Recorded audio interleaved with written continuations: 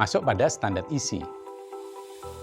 Dalam PP 57 didefinisikan sebagai kriteria minimal yang mencakup ruang lingkup materi untuk mencapai kompetensi lulusan pada jalur, jenjang, dan jenis pendidikan tertentu. Nah, sama halnya dengan SKL, di sini ada beberapa hal penting yang perlu dipahami pada standar isi.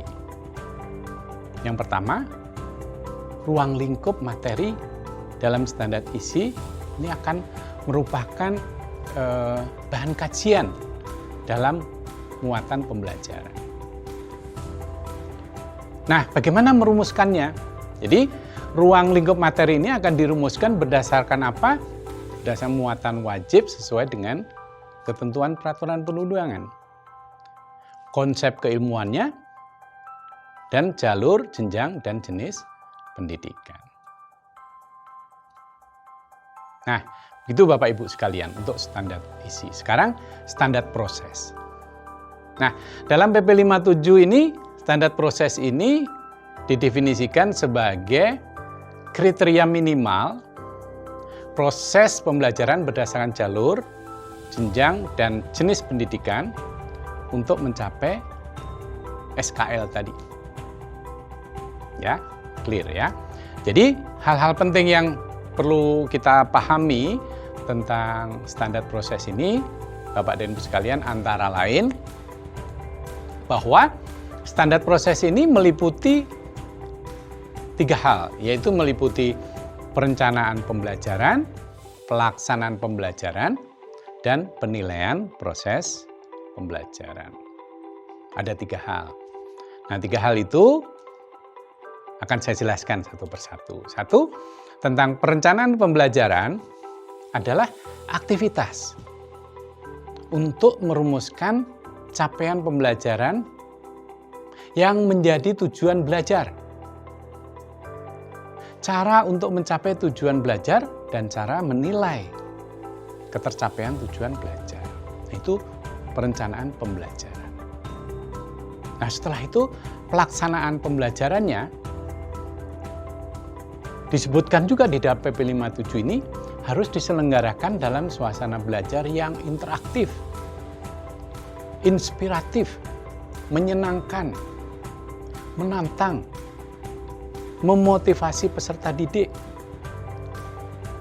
dan memberikan ruang yang cukup bagi prakarsa, kreativitas, kemandirian sesuai dengan bakat, minat, dan perkembangan fisik serta psikologis peserta didik. Nah, pelaksanaan pembelajaran ini harus dilakukan oleh pendidik, Bapak dan Ibu sekalian, dengan memberikan apa? Keteladanan, pendampingan, dan juga fasilitasi. Nah, sekarang masalah penilaian nih. Kalau penilaian proses pembelajaran, ini adalah asesmen terhadap perencanaan dan pelaksanaan pembelajaran. Nah, penilaian proses pembelajaran ini dilakukan siapa? Ya, dilakukan oleh pendidik yang bersangkutan. Tetapi, ini ada tetapinya Bapak Ibu sekalian. Tetapi dalam rangka peningkatan kualitas proses pembelajaran ini, penilaian proses pembelajaran ini selain oleh pendidik, dapat dilaksanakan juga oleh sesama pendidik, kolega dalam satuan pendidikan. Oleh kepala satuan pendidikan tentu saja, dan atau oleh peserta didik. Nah, sekarang kita masuk pada standar penilaian pendidikan. Bapak dan Ibu sekalian, standar penilaian pendidikan merupakan kriteria minimal mengenai mekanisme penilaian hasil belajar peserta didik. Nah, hal penting tentang penilaian pendidikan ini adalah, yang harus kita pahami bersama adalah, ini adalah suatu mekanisme penilaian, yaitu suatu prosedur yang meliputi perumusan tujuan penilaian, pemilihan dan atau pengembangan instrumen penilaian.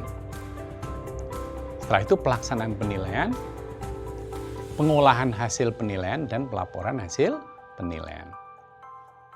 Nah, gimana cara melakukan penilaian itu harus ada prinsip, harus berkeadilan, objektif, dan edukatif. Siapa yang melakukan? Yang melakukan juga pendidik. Gimana bentuk penilaiannya?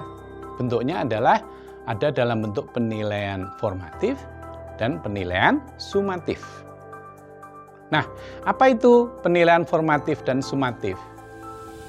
Penilaian formatif ini bertujuan untuk memantau dan untuk memperbaiki proses pembelajaran serta mengevaluasi pencapaian tujuan pembelajaran. Sedangkan kalau penilaian sumatif, ini tujuannya adalah untuk menilai pencapaian hasil belajar peserta didik sebagai dasar penentuan kenaikan kelas dan kelulusan dari satuan pendidikan.